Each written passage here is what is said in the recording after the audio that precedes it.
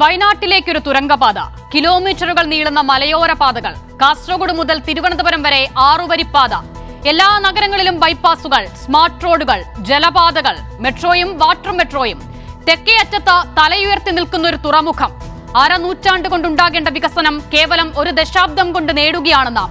കേരളം മാറുകയാണ്. ലോക ഭൂപടത്തിൽ വ്യത്യസ്തമായ ഒരു കേരള മാതൃക വരച്ചു ചേർത്ത് അസാധ്യമെന്ന് വിധിയെഴുതിയതെല്ലാം, അനുവദിക്കില്ലെന്ന് വെല്ലുവിളിച്ചതെല്ലാം ഓരോന്നോരോന്നായി തലയെടുപ്പോടെ ഉയർന്നു പൊങ്ങുകയാണ്.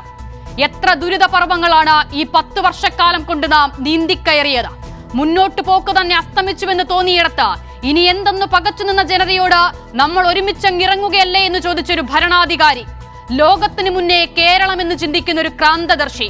അതെ, പിണറായി വിജയൻ എന്നൊരു കമ്മ്യൂണിസ്റ്റിന്റെ ദീർഘവീക്ഷണത്തിന്റെ സ്വാദ് കൂടിയാണ് നാം ഇന്ന് അനുഭവിക്കുന്ന നവകേരളം. തുരങ്കപാത അനുവദിക്കില്ലെന്ന് പറഞ്ഞവർ ഇന്ന് ആ നേട്ടത്തിന്റെ പങ്കുപറ്റാൻ ശ്രമിക്കുന്നതാണ് പിണറായി വിജയൻ എന്ന മുഖ്യമന്ത്രിയുടെ ഇച്ഛാശക്തി. അതെ, പ്രതിസന്ധി ഘട്ടങ്ങളിൽ നാം പിണറായി വിജയനാകണം.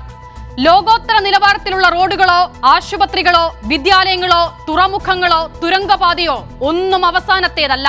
ഇതൊരു തുടർച്ചയാണ്. പൊരുതി നേടിയ മുന്നേറ്റങ്ങളുടെ തുടർച്ച, മികച്ച അടിസ്ഥാന സൗകര്യമെന്ന അവകാശത്തിന്റെ തുടർച്ച, മികച്ച ജീവിത നിലവാരത്തിന്റെ തുടർച്ച, ആധിയുള്ള മനുഷ്യന്റെ മുൻപിൽ തലകുമ്പിട്ടവനെ കേൾക്കുന്ന ജനകീയതയുടെ തുടർച്ച. ഇനിയും മുന്നേറാനുണ്ട് ഒരുപാട് കാതങ്ങൾ.